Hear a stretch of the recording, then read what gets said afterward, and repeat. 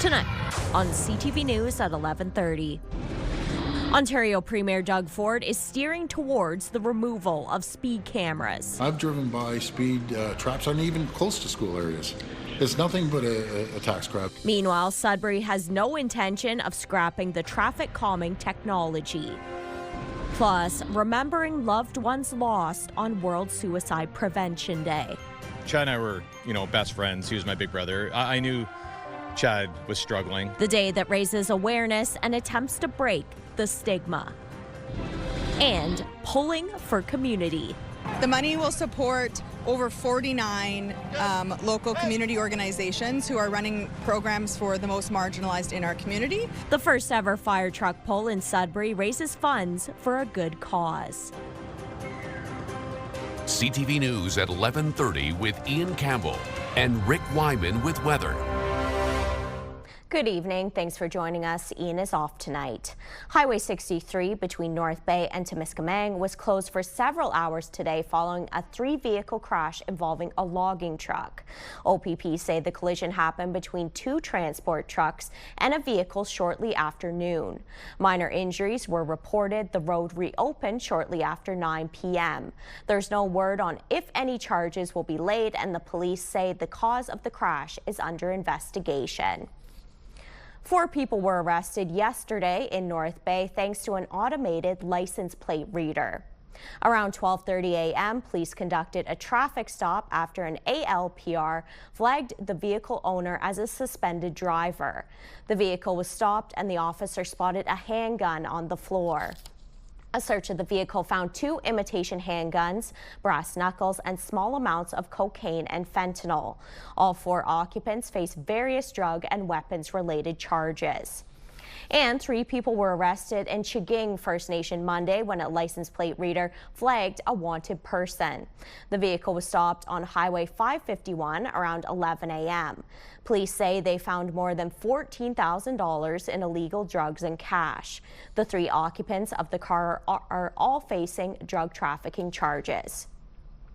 The man who was found guilty of the 2009 murder of a 15-year-old girl in Sudbury has been granted day parole to attend a substance abuse treatment program. Christopher Lavalley and 17-year-old accomplice assaulted, choked, and stabbed Whitney Vanderwooden when camping in the Minnow Lake area of the city before dismembering and burning her remains. The report on Lavalley talked about his personal history with physical and sexual abuse and with addictions, noting that his behavior improved after being diagnosed and treated for a mental illness in 2017. He's since been moved to a medium security facility and is being recommended to go to a minimum security facility. Ontario Premier Doug Ford doesn't like automated speed cameras, but the mayor of Sudbury says his city has no intentions of getting rid of the technology. We get more from CTV's Angela Gemmell. This is one of 6 automated speed enforcement or ASE cameras across Greater Sudbury. Premier Doug Ford recently called them a tax grab for municipalities. I've driven by speed traps aren't even close to school areas. It's nothing but a tax grab. Hopefully the cities will get rid of them, like Mayor Del Duca did in Vaughan, or I'm going to help them get rid of them very shortly. But Sudbury Mayor Paul Lefebvre says the Premier's reaction is based on Toronto's 150 speed cameras. Sudbury has 6, and he believes they're helping reduce speed in high-priority areas. Here's where the Premier's coming from, but basically, how many do we need in a city? Right now, we're very low, and no intentions of growing. We're just trying to help people change a bit of that speed behavior because we want to keep our roads safe, because that's just not City Council asking for this. A lot of our citizens is asking us to step up and keep our roads safe. According to the city, the ASE program generated $753,000 in fine revenue in 2024, while it cost $325,000 to operate. That revenue is used to offset program costs and fund road safety initiatives. One northern city that decided against the speed cameras was Sault Ste. Marie. Its mayor agrees with the Premier, saying the program is an effort to add money to municipal coffers. What you've seen in communities that implemented automated speed enforcement is a shift from asking the police to enforce speeding to now asking the police to enforce vandalism against automated speed enforcement. And so it doesn't actually alleviate any of the problems of enforcement or reduce the amount of enforcement you have to do. It just changes the type of enforcement you're doing. A recent survey from CAA found the speed cameras do change driver behavior, with 73% of those surveyed admitting they slow down when nearing a speed camera. The city of Greater Sudbury says data on the 2025 ticket counts and revenue will be presented at an operations committee meeting later this year. Meanwhile, the 6 speed cameras will be moved to new locations in October. Angela Gemmel, CTV News, Sudbury. After weeks of waiting, students at Parry Sound High School can finally return to the classroom next week. The Near North District School Board says in its meeting last night, the town of Parry Sound granted occupancy of the high school to the school board. The release says since then, the administration has been working to get staff and students back into classrooms. The school is ready to welcome students back for in-person learning this Monday. It was a fiery council meeting in Fauquier-Strickland yesterday as elected officials and some residents debated a tax increase. CTV's Lydia Chubak reports. Taxpayers in the municipality of Fauquier-Strickland are facing a 20% tax increase this year. Council passed its 2025 budget last night. The ministry was asking us to finally get a decision to get the taxes out so the municipality can have a financial flow, can have money to operate. Right now, we cannot. Councillors say 20% is an amount they can accept. It's going to take a while to get back on our feet, but we'll try to find ways to survive. So 20% is good with me. I support what Pierre said about the 20% increase. If we could have it lower, of course, it would be lower. But we do need to pay our bill. So 20% it is. Mayor Tremblay says people may find the tax bills high because the water rates are included. Residents in attendance at the meeting didn't want their taxes to go up. When is it going to end? We had 26 last year. It is so. The question is, we need to know it's going to end sometime. Just hearing, let's just raise the taxes. Let's just put it on the taxpayers. But we're here tonight to say, no, that's not what we want. We want to find out what happened and we want to make it right. Tax bills will be sent out within 21 days of the bylaw being passed. The municipality is over $2 million in debt with no help from its bank and had no choice but to raise taxes. The province is working with the municipality and has agreed to give it $300,000 to ensure services continue on the condition council pass a budget and collect taxes. Lydia Chubak, CTV News, Timmins. On Monday, a family in the Greater Sudbury community of Skeed woke up to find their goat shelter empty. The T-Bird family doesn't know what happened that night, but they believe a bear or a large animal broke in and the goats ran off. 4 of the 7 goats took off, 2 of which are myotonic fainting goats. T-Bird believes the animals would stay together. In the past, when the goats wandered off, they were always found in a group. They're pretty intelligent, and aside from predators, I think they would be able to survive. I just don't know for how long. They'd make it through 40 below weather in the winter, like they're pretty resilient. But so I don't know. I think they would be looking for a type of shelter. The family has found tracks and signs of the 4 goats still on the loose. The T-Bird family is asking anyone with trail cameras or accessible sheds to keep an eye out for the family's pets. Last weekend, police officers and community members came together for the 5th annual Tour de Force on Manitoulin Island. More than 100 of them gathered last Saturday in Mindemoya for a cycling event to honor fallen law enforcement officers and the legacy of Constable Mark Hoving of the OPP. Hoving died in 2020. Time now for a short break here on CTV News. Coming up, we'll have your full weather forecast.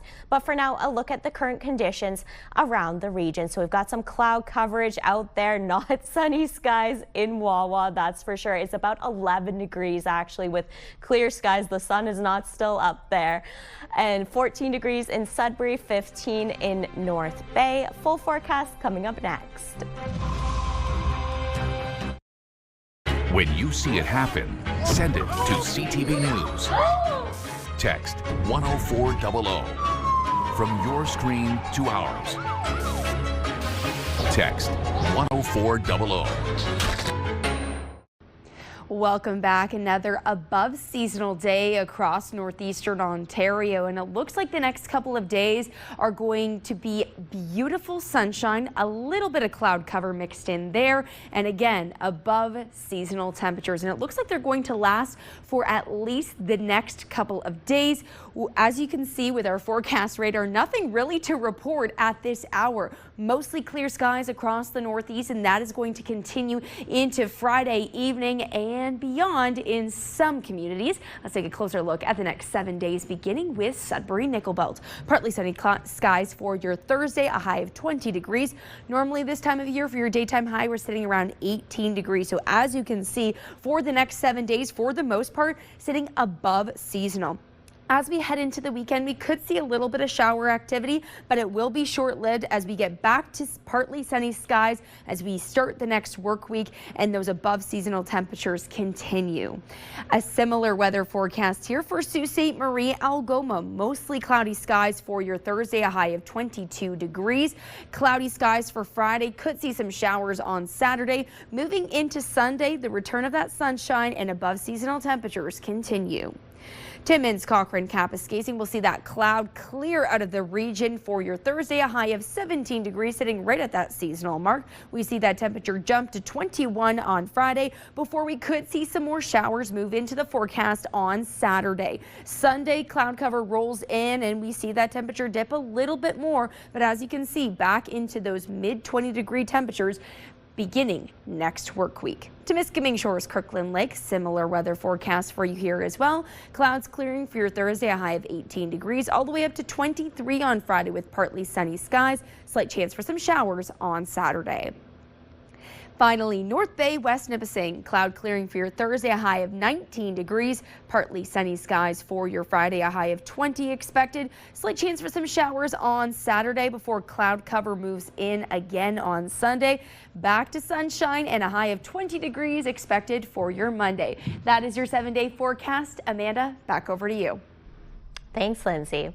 A Sault Ste. Marie quilting group is celebrating a milestone today. CTV's Corey Nordstrom was on hand as the Stitches from the Heart Guild presented its 2000 comfort quilt. For over 30 years, Sioux sewing savants have gathered monthly to work on their craft in a social environment with the Stitches from the Heart Guild. I'm fairly new with the Guild, and I've just enjoyed starting to meet the ladies and getting involved more so that I meet more people, and it's a really good group of ladies, and I just love that they share their ideas and their knowledge and creativity. The group has been creating comfort quilts for decades for those who are going through life-altering situations like a health diagnosis or a move to long-term care. The Guild supplies the fabric and has an efficient system of pattern arrangement, stitching, and sewing that's allowed them to donate exactly 2,000 of the comfort quilts. As we work on these quilts, it's warming our hearts. We're working in we're working in a hobby that we have a passion about, so we're bringing passion to making these quilts, and then we give them with passion and comfort to the people that are receiving them. The milestone quilts are going to Mapleview Extendicare, as have many since the facility's opening in 2005. It's a way to literally and figuratively warm residents up to their new home. It means the world. Upon new admissions, we deliver them personally with a nice welcome note. And you know what? They love it. It brings back memories because some of those ladies and gentlemen, they all had quilts in their life and they just think it's special. Creating these comfort quilts is not just for members of the Stitches from the Heart Quilt Guild, and anyone can register to join. They meet the second Wednesday of each month here at the Bay Street Active Living Center. Info on joining can be found on the Guild's Facebook page. Corey Nordstrom, CTV News, Sault Ste. Marie. Today is World Suicide Prevention Day. Many are remembering their loved ones who have died by suicide and standing up for suicide prevention efforts. CTV's Eric Tashner has more from North Bay. Not a day goes by that firefighter Wade Ringler doesn't think about his late brother, Chad. Chad and I were, best friends. He was my big brother. I knew Chad was struggling. Chad was also a firefighter for 27 years, but his battle with mental illness ended after he took his life in January 2023 at age 47. He gave a lot to this community in the fire service, was involved in minor hockey. So Wade started Chat for Chad, a grassroots charity to bring awareness and resources to the people who need it most. Since March 2023, it's raised close to $1 million for suicide prevention initiatives. It's been successful because everyone is touched in one way or another by mental health. Every year, approximately 4,500 people in Canada die by suicide, and it's the second leading cause of death among youth and young adults. Trying to make it okay and normal to talk and give people the confidence to step forward and have the conversation. If you don't show it, people don't know, and it's really hard to get help that way. With the help of Chat for Chad, the North Bay Regional Health Centre was able to renovate its patient lounges at its Birch Maple Lodge and in the acute inpatient psychiatry unit. Comfortable seating, computer resources for them to use, television for their relaxation. Prior to its renovation, we would, if you're walking by the lounge, it would be empty because it wasn't a comfortable, supportive space. Also, with the help of Chat for Chad, the Canadian Mental Health Association is able to kickstart 2 new programs, an 8-week suicide, grief and bereavement support group, and a workshop to teach people to look out for the signs. Chad would be so proud of our community. Wade's delighted knowing Chad's legacy is going towards helping people with mental health struggles. The support that's been shown, I know he's smiling down. And he knows wherever he goes, Chad will always be there with him. Eric Tashner, CTV News, North Bay. Quarter of Algoma Family Services in Sault Ste. Marie is going to get some upgrades thanks to provincial funding. Sault MPP Chris Scott made the announcement at the service's annual all-staff meeting. More than $400,000 will allow Family Services to undertake some critical roof repairs to the main site on McNabb Street. The location houses most of the staff and provides clients with youth justice services or one-on-one counseling. Without these dollars, there was a tough decision to be made regarding their operating dollars, taking some of those, which is operating front lines for them. And so taking some of those to make the investments into capital. And instead, our government's coming to the table, supporting the capital to keep those dollars in operating where they are needed. We were starting to have a number of leaks, and those just continue to compound itself, right? And it is a concern for all those that are in the building. There's the issue of potential mold. So to address that early and get that attended to brings comfort for those who are working in the workplace, but also our clients who receive service there. The work on Algoma Family Services headquarters is expected to start in 2 weeks and be complete before winter.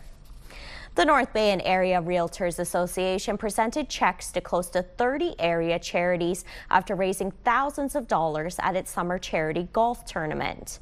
More than 50 golfers participated this year, and the tournament raised close to $42,000, its largest fundraiser year ever. The money was distributed to organizations that play a vital role in providing shelter, safety, and critical assistance in the face of challenges such as hunger, extreme weather, abuse, or disabilities. This annual event is in its 22nd year. All of the food banks receive money. The Santa Fund. We've got every shelter in every region. Pretty much, yeah, like anything, hands, One Kid's Place, lots of different charities. The Realtors Association says it remains committed to supporting the communities it serves. The City of Timmins has unveiled this year's Orange Bus. The Orange Bus campaign will honor late Indigenous artist Sean Hedican. Hedican was responsible for a mural in the city and offered teachings to the community before his death in 2023. The bus honors that mural featuring a traditional Turtle Island motif. The bus, along with several illuminated signs around Timmins, are part of the city's recognition of Truth and Reconciliation Day coming up September 30th. Still ahead tonight on CTV News. Forget the sirens. Today it was all about grit and teamwork, and all for a good cause. More next.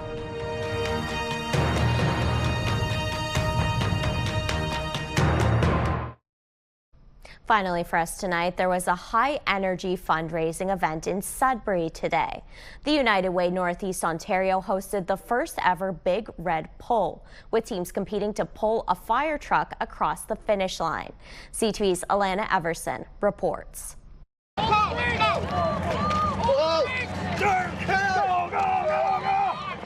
It took teamwork and pull to get this fire truck 100 feet across the finish line.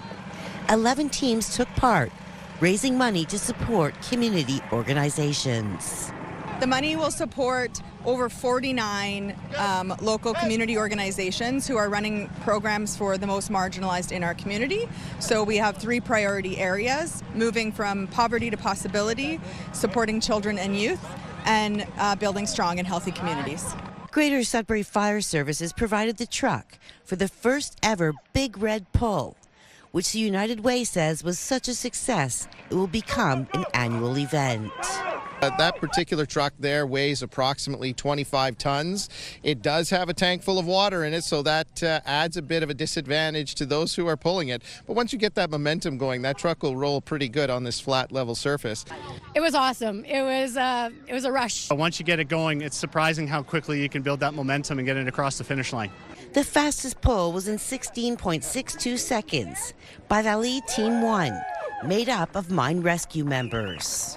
We got to compete with our fellow mine rescuers. We're all volunteer-based, so it's great when we could get out at an event like this and compete as a group in a team-building event. The energy out here today was amazing. It was good to see all the teams competing for a common goal. All right, guys, let's go! The Big Red Pull raised $18,000, which will stay local. Alana Everson, CTV News, Sudbury. That's channeling some strength for a good cause. That's amazing. That takes us to the end of our newscast this Wednesday night. Thanks for staying up with us. Have a great night.